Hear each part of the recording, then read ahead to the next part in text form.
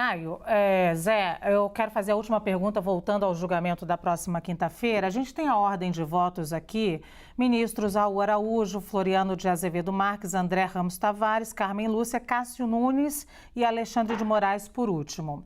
Um pedido de vista, ou seja, mais tempo para analisar o cenário, melhoraria a situação de Jair Bolsonaro ou não faria a menor diferença? Eu tenho, inclusive, uma dúvida técnica, Zé. Se um dos ministros, aliás, se na sequência os ministros já formarem maioria, como é que adianta um pedido de vista depois? Bom, respondendo essa pergunta, para depois voltar para a análise, o pedido de vista ele segura o resultado final. E até o resultado final, os ministros que já votaram poderão rever os seus votos. Então, muitas vezes, um pedido de vista ele tem a finalidade de fazer com que os ministros pensem, repensem, enquanto alguém elabora o voto definitivo. Agora, nesse caso, sinceramente, eu não vejo como um pedido de vista possa influenciar numa mudança daquilo que é muito forte, que é o voto do ministro Bento Gonçalves. Agora, voltando à argumentação do Caio, aí eu vou confessar uma deficiência, provavelmente minha, Caio. Eu não consegui ligar os pontos da tua argumentação. Primeiro, porque você falou de Lula, hoje falou do Múcio. Não estamos em eleições quando eles falaram isso. Não é que você falar em abuso do poder político eleitoral quando você está em eleições. Eu não entendi a associação. Eles estão falando, eles deram suas opiniões, etc. Você pode até discutir se estão corretos ou não corretos, mas isso não se associa com um pré-candidato cuja regra é regulada pelo Tribunal Superior Eleitoral. Me desculpe, muita gente é caçada por atos praticados na pré-eleição. Se quiser, eu menciono aqui situações que eu até atuei como advogado, claro. Senadora foi caçada por práticas abusivas, aí poder econômico, não político, pré-eleitoral. Então, Caio, isso também vale poder econômico, vale poder político, tá? É óbvio, é só você ler a legislação eleitoral, por favor, isso é claro. Por isso que o Tribunal Eleitoral ele regula. Então, eu não entendi essa comparação específica aí que você fez. Também não entendi, você falou, mas não resultou em nada porque as pessoas não se convenceram. O abuso do poder político não precisa resultar em vitória eleitoral para se caracterizar. Por favor, não é um tipo que se define com a vitória eleitoral. Ele pode existir com a derrota. Isso não afasta o abuso do poder político. Quando a pessoa está na máquina e utiliza a máquina para vencer, pode perder, mas o crime está qualificado. Assim é a lei. Vamos olhar o que a lei diz. Ela não associa especificamente a um resultado. Então, o que me parece que é muito difícil você querer falar em liberdade de expressão num caso em que alguém vem, convoca embaixadores para atingir o seu adversário, para atingir o sistema eleitoral e, portanto, se autopromover, vitimizando-se e atingindo a imagem do seu oponente. Isso é abuso do poder político. Se tivesse ele falado isto no programa eleitoral, não seria abuso do poder político, poderia ser outra coisa.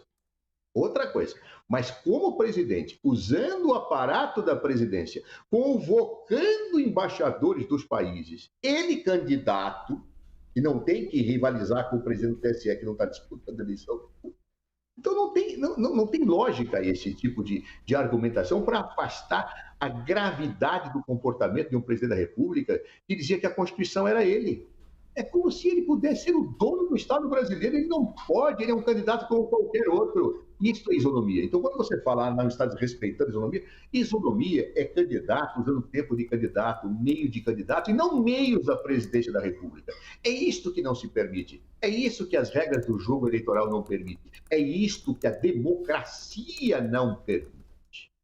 Então, eu tive dificuldade de me ligar a tua argumentação para entender no contexto. O que tem que ver Lula e Múcio falando hoje, se nós não estamos em eleição, tá? Estão ali usando a sua liberdade de expressão, você pode criticar, pode dizer que pode até querer dizer, calúnia, difamação, mas isso não é abuso de poder político, que é um delito tipificado na legislação eleitoral em situações do processo eleitoral, inclusive englobando a pré-eleição. Há regras, Caio, das resoluções TSE sobre a pré-eleição.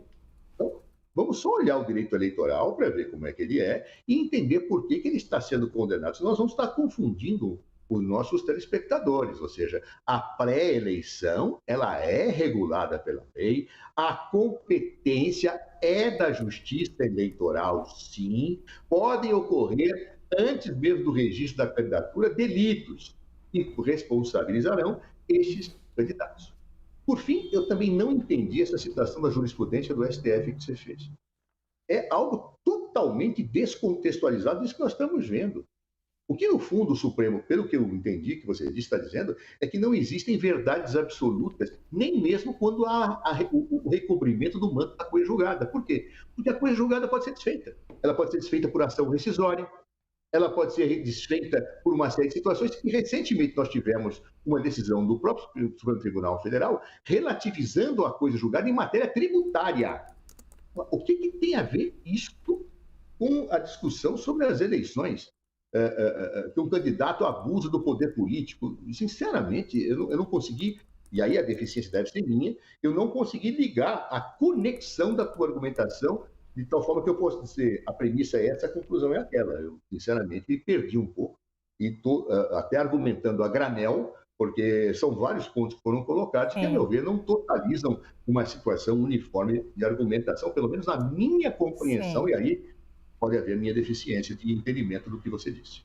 Muito bem, Caio, a pergunta inicial é se mais tempo para analisar a ação num pedido de vista, se isso melhoraria a situação de Jair Bolsonaro.